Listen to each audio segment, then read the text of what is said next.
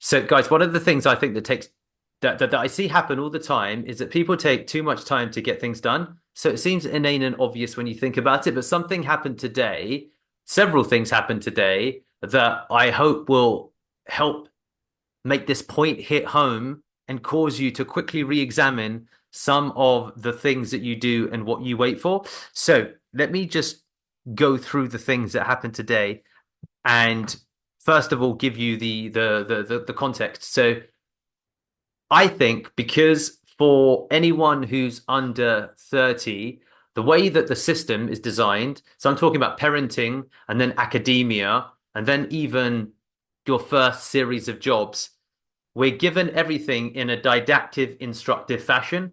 And then it switches to being proactive and figuring things out yourself. So if you think of it in terms of muscles, we are by design conditioned to just have things given to us and be told exactly what to do.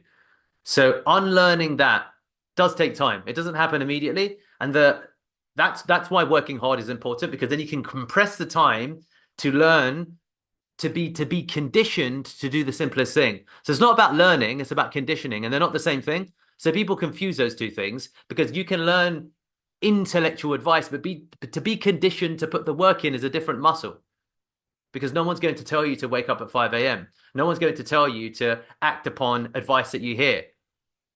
And that's actually a reflection of how success works because success isn't given to someone who is fed things on a platter. Actually, if you look at it institutionally, the people that tend to lose money the quickest tends to be the children of the successful because they don't learn the art of producing income. So if you look at generational wealth, there's actually a direct correlation between the most generational wealth being lost within a few generations because the people that actually acquire the most success are statistically self-made. But that's fact. It's not in dispute. And the people, inversely, that lose the money the quickest are those who are given wealth. And what sits underneath that is what happens is your ability to have things spoon-fed expands in terms of the breadth of options that you have and then the timeline attached to it. So that's why it's really, really important to build the proactivity muscle to be conditioned to be self-reliant. And that's what I see that a lot of people get stuck on. And if you, number one, are cognizant to that, and number two, understand that you don't change it overnight, and there's levels and layers to initiative and proactiveness. And the challenge is that you're not even aware of how many levels and layers there are. It's like thinking that you've got to a level in a game, you've beaten the biggest boss, but then you discover there's about six more bosses after that. Everyone optimizes for the bosses in front of them. And in the ladder of self-reliance and resilience, that means that you're not building actually the appropriate muscular mass, the mindset to be successful. So practically, what does that mean? Because a lot of people will say, okay, cool, give me the tactic. The strategy or the mindset is the important part here because then you can figure out how this carries across to every area of the work that you do.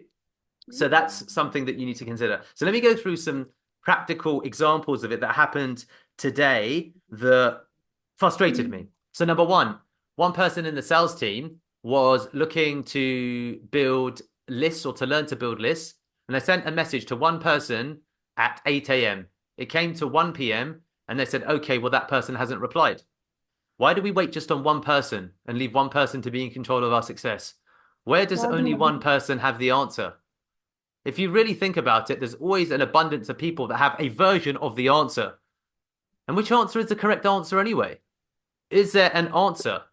So when it comes to, for example, getting access to a email, when it comes to learning how to particularly do something, I think that people don't necessarily appreciate the speed at which you can get things done.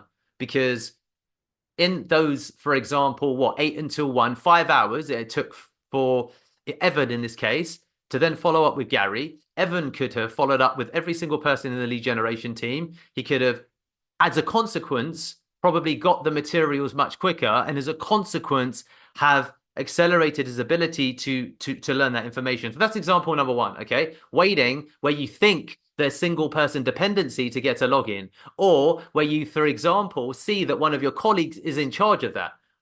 No one needs to wait for anyone.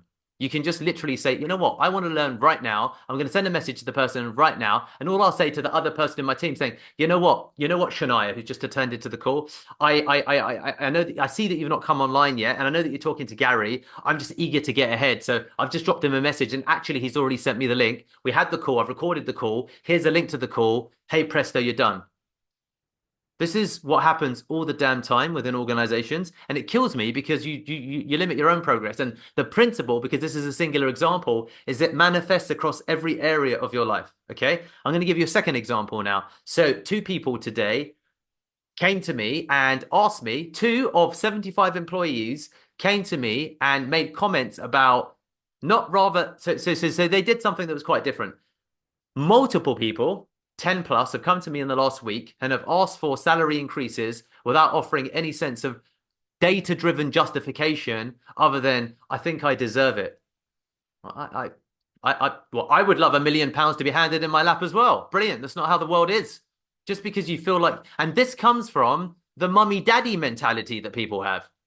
It's like, oh, you know what, dad? Deepak, you're my work dad. And because work or things have changed in my environment, I need more money.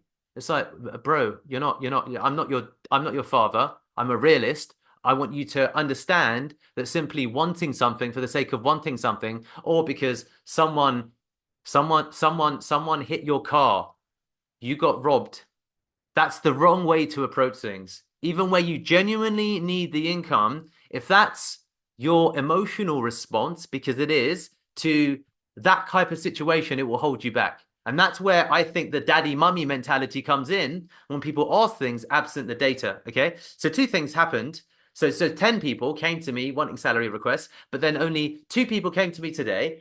Ali was one of them. And Ali actually said, how can I 3x my income? Okay. And I told him, actually, you're doing all of the right things. And here's some additional things that you could do. One other person, Johnny, came to me and said, I really want to increase my income as well. But he didn't say, I deserve it. He was searching for the answers. And then I offered him a roadmap for how he could ultimately get there when we spoke about accounting and legal. And I helped him maybe see things that he could not see because they were visible to him, but I offered a different perspective. So I made him understand what was important to me. So that's a second example of something that happened today, that you need to not be afraid to ask multiple people for access to the things that you require, and you'll be surprised by the level of insight that you can get. So that's the second thing that happened today. There's the third thing that happened today, okay? The third thing that happened today that's an example of this. I got a call from Sebastian because he says, oh, you know what? We've got one of our clients there's been a drop in their rankings, and we're worried that they're one of our premier clients, and that client might, as a consequence, cancel, okay? That client's paying us £4,000 a month, something like that. So I get into this call, and I said, great, let's chat. What's the problem? And I said, Sebastian, when's the meeting? And he said, the meeting's in 45 minutes. Okay. So the client, I then said to Sebastian, so two things happen. I said to Sebastian, think carefully about what I said. So the context is, we wait on just one person. We assume dependency upon one person. We don't ask enough people, and we don't act quick enough. Okay. So I said to Sebastian, message him right now and see if you can push the meeting forward. So instead of 45 minutes, we can do it in 15 minutes. Okay. And then tell me in this time what the problem is, and then we'll go and we'll tell him how we're going to fix it immediately. So why wait? Okay. Sebastian then messaged the client, and the client said to Sebastian, actually, things have been moved around. So he spoke to the client, and then Sebastian said, can he do the meeting tomorrow? Okay. Then I said, Sebastian, give me his phone number right now. I rang him and I said, look, I know that you moved the meeting around tomorrow. I'm going to explain to you what we're going to do. I need 2 minutes of your time. Do you have 2 minutes? He said, yeah, sure. Tell me what you're going to do. I told him what we're going to do, and we left with getting an approval for an additional £2,000 increase in 3 minutes. I said, this is what you're not doing. This is why you should do it. This is how you're going to reach your commercial goal. Remember that we spoke about this. He said, and I want to carry the thread home. He said, sure, sounds good. I know that you sent this to me before. Can you forward me the proposal and I'll mull over it, and I'll have a look at it, and I'll tell you before I'll let you know. I'll read it and I'll respond to you right away. I said, no problem. Look, we're here now. Let me forward you the email, or this is the keyword search. I'll stay on the phone. Tell me what you think about it right now. I'll wait. There's no problem. I'll wait. He said, okay, cool. Stayed on the phone. He said, yeah, looks good. Let's do it. Put the phone down. It was done. And then it's gone off to invoicing. And we went from an unhappy client who we weren't going to have a meeting to a £2,000 upsell because I didn't want to fuck around. I didn't want to wait. I was like, well, we don't need to wait. Okay, he doesn't have, just do it fucking now. So the key here isn't that I got the upsell. It could have gone anyways. The key is that I didn't want to wait. I was like, we don't need to wait. Oh, he answered your call to tell you he didn't have time for a meeting. He's probably got 2 minutes then. Give me his number. Let me ring him right now. Let me put it on speaker. They listened to the call. I said, look, I'll tell you what we're going to do in 2 minutes. He said, yeah, sure. Give me the strategy. I said, the guys tomorrow are going to come to you with all of the technical detail, but this is what's important. Da, da, da, da, da. This is why you should do it. Da, da, da, da, da. Do you want to do it? Yes. Can you resend me the stuff? Yes, I'll send it to you right now. I'll look at it and I'll let you know. No problem. Why don't you look at it right now? He said, cool. I'll let you know within 3 minutes. I said, no problem. Let me know now. And he let me know now.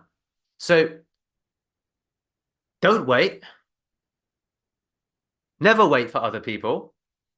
Act aggressively, act quickly, and lose the mummy daddy mentality or the big brother mentality. Like, I've got to wait for him. Always seek forgiveness rather than permission. So, Evan, if you think Shania is dealing with it, Shania is a big girl. And if you go and deal with it because Shania's not around, it's for Shania to understand. And if she gets upset, which she won't because she's a big girl, but it would be her fucking problem. If you're like, well, she wasn't available for 2 hours because she's with her boy and she needs to attend to something. I didn't want to wait. So I just rang Gary, I rang Saurabh, I rang Masood, I rang Abdullah, and I did it. So that's just, if you carry that across to every aspect of your life, amazing. Happens all the time when we negotiate or when we want to get fast answers from any vendor that we work with. I tell the team, Lydia knows. I said, Lydia, we've got a problem with this tool. I said, blanket bomb all of their platforms. So what does that mean? When we have a problem, what I tell the team is message them on their chatbot, message them on their Twitter, message them on their Facebook, email them, because the cost of doing it is an additional 1 fucking minute. I was like, copy and paste the same fucking message across every single platform, and you will amplify your response times. People don't do it. They're like, oh, I sent an email off to the support. And I'm like, yeah, bro, that's like the lowest rung on the ladder. You think that, so what? Like, so what? So aggressively take action and you'll be met with an aggressive response that will ultimately push you forward in the direction that you're trying to achieve. Never wait, never wait. And urgency will put you ahead of so many people, which is why, Johnny, I get so anal with response times to leads. There's a direct correlation that if leads aren't responded to within 5 minutes, they'll meet the next version of Johnny, who's better or worse, or doesn't matter than you because they got their solution ahead of you. So that's why I go mental when I'm like, mate, you need to reply to leads because you could be one lead away from landing your £10,000 a month ticket. And actually, it's not about you not having the time. It's about you not prioritizing. I'm like, make the time. It's your life. It's not mine. Find the way to manage your time so that opens up time to focus on your single highest performance activity, which isn't sending proposals. It's getting a yes over the phone. I got the £2,000 upsell in 3 minutes. The proposal didn't matter. Not really. There was a 6-page document, but it was about, cool, yeah, let's do it. Boom, done. Send it to invoicing. So with all of the work that you do, I pray that you practice urgency and I pray that you understand that it's a muscle, that it needs conditioning. You won't just unlearn 15, 20, 30 years, whatever it is, of the mummy daddy mentality, because most people have been fucking spoon-fed all their lives. And you don't even realize that when you wait for one person and you're like, okay, well, I sent a message to one, that's the mummy daddy mentality coming out. It's like, well, bro, like, it's not really like that. You can do that. But then a guy's like, someone like me is going to come and I'm going to trample all over you. Because I'll be like, you know what? The prospect. What do you mean the prospect didn't reply on WhatsApp? I went WhatsApp, I went LinkedIn, I went email, I went SMS, I went voicemail. Boom. Frank happens to ignore everything apart from voicemails. So you just did WhatsApp, mate. You lost him. I win. Zero-sum game. Does that make sense? And if you can procedurally build that into your approach, you'll beat other people. You'll beat other people.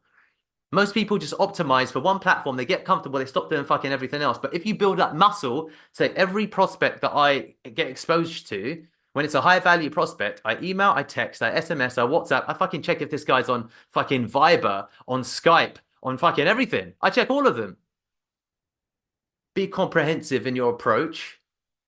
Don't be single person, single platform, single tool reliant. Build that discipline and you'll tend to outperform other people over time because the success, if any of you were on that call, often lies in the margins. And these are the margins that we're talking about. Great. Let's go around and do takeaways from the people that are listening in terms of what they think they're going to change and adjust. Whoever would like to go first. Shania?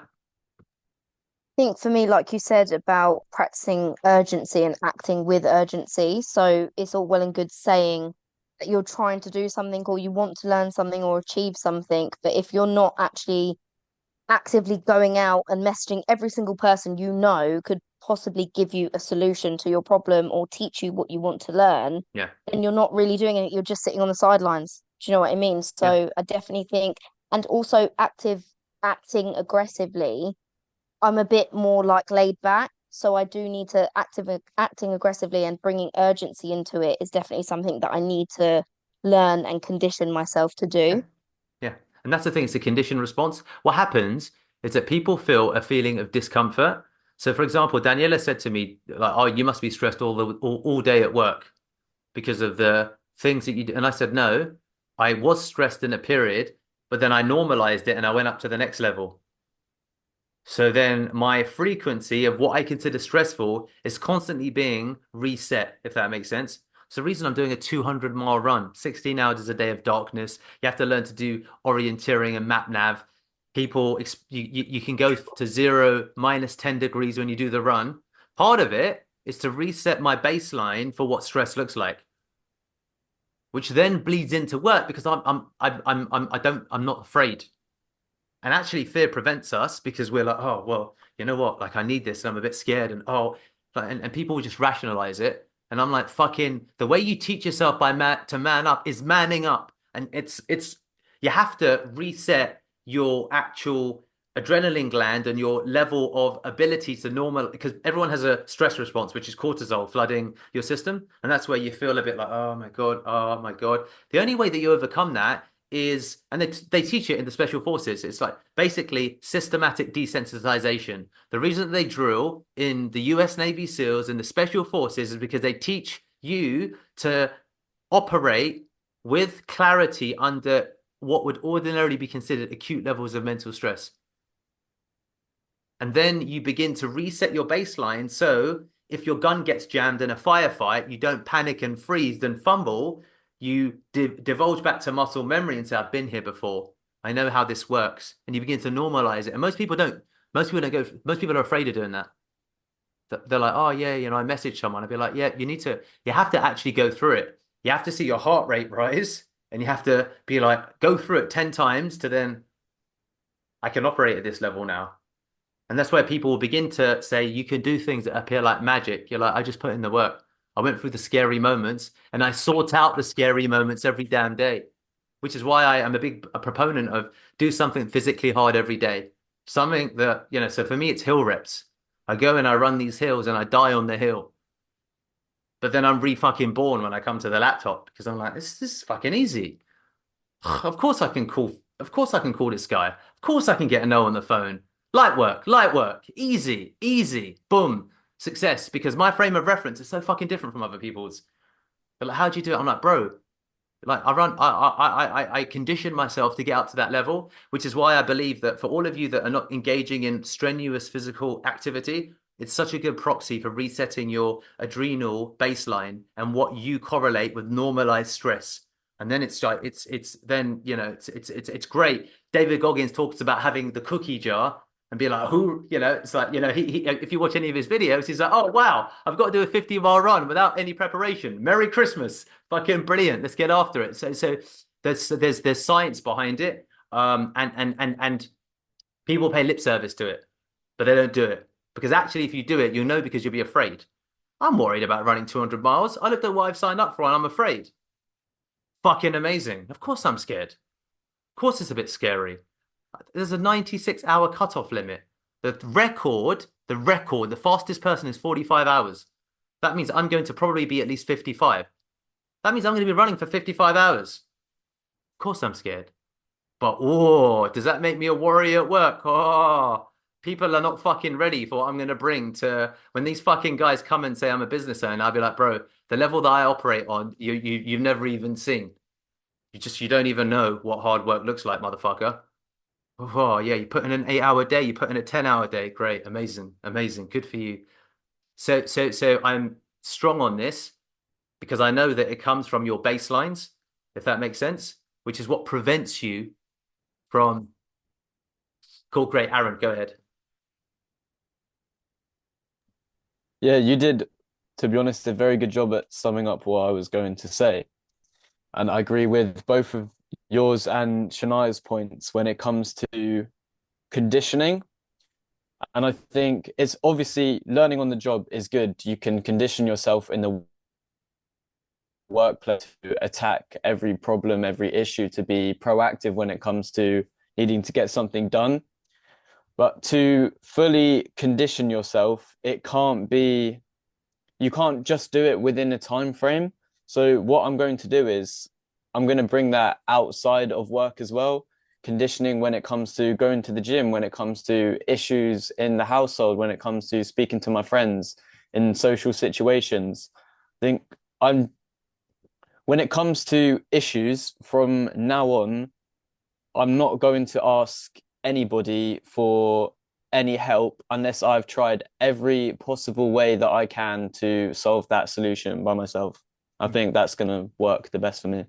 Amazing, amazing, amazing. Yeah, exactly. John says bravo because then you build the warrior fucking mindset, irrespective of whether you get the outcome by pursuing all of the means yourself. It's about the process, about unlearning years of spoon feeding. We all have it, mate. We all have it. Like literally, all of us have it. And it operates in different areas of our life. When you get food put on your table by someone else who isn't you, when you know it's an adult version of fucking bum wiping, basically. You don't fucking deserve that. No, you don't. Like, do it all yourself because it's about the lessons that you carry with you, and that's the important part. That's why there's countless examples of people who lost all their money and then made it back all again because it's the education that you carry that carries all the value. So amazing, Aaron. I commend you and salute you, mate. Evan, you're muted. Yeah, I strongly agree with how you're speaking to people when you are speaking to people, how you're speaking to people. And it's obviously not to be rude, never be rude. But when you are speaking to someone, the relationship is realizing the relationship is don't speak to them as if you're on your knees for them, is you are working together. So if they're like, oh, I can't do this, I'll do this later or I'll do that now. Instead of being like, yeah, yeah, it's fine. It's like, no, that doesn't work for me actually. Like you see, I find that works a lot better. So you can kind of instead of just molding round them, it works. And they kind of earn respect for you if you meet in the middle in a way. So no, that doesn't work for me. I know that doesn't work for me. And then yeah. Yeah, yeah, yeah. People get uncomfortable, obviously, if you hold them to a standard you set for yourself. But then people begin to understand the standard that you have. And it's the whole if you can't stand the heat, get out of the kitchen. If you're not ready for these levels, no problem. I'll go around you, under you, or through you. It's no problem. It's like cool. Just no problem. If you can't meet for t is there any way you can meet now? Just it's Hmm. really important to me. I really appreciate that. Really, really can't. No problem. Is there anyone else I could ask? Yeah, Yeah. actually. Oh, I'm not getting a response. No problem. Who else is in lead gen that I know? Whatever. So amazing. Thank you. Thank you, Evan. Let's go to Malvika now and then John. Yeah, so I more or less agree with all the points that has been made by everybody. My key takeaways might be especially agree with you pointing out the mommy daddy mentality in most of the people nowadays. I feel like it does restrict our career path at some point and does not help us solve our own problems because we expect by the end of Hmm. the day for somebody to help us out with that, right? Um, Furthermore, I also feel like the point you mentioned as to reaching out to people, maybe if it's not working out in LinkedIn, you reach out to different platforms. I feel like that's really, really important. In fact, this particular job that I got, I think I joined today, right? So even today, this job that I got, it was because I reached out to different platforms to pull them in, not only on Internshala. So I resonated quite a lot with that sentence, that reaching out is really, really important. Good. Amazing. Amazing. Like people don't know that we get, I don't know, 200 applications a day at the moment. Every single person who bothers to find me on WhatsApp and LinkedIn, I do send to Yashasvi and I say, is this person good? Can you look at their application right now? Because they took the time to message me. The thing is that the bar to success is so low that if you just do even this simple thing, you already differentiate yourself because most people are fucking lazy because they've got the mummy daddy mentality. I applied through LinkedIn because it was a one-click application and I didn't get a response. Oh, oh, okay, all right, because that's how the world works. Because you're meant to get that response. It's like people, yeah, it's the whole mummy daddy thing. So great, Malvika, thank you. John, let's go with you.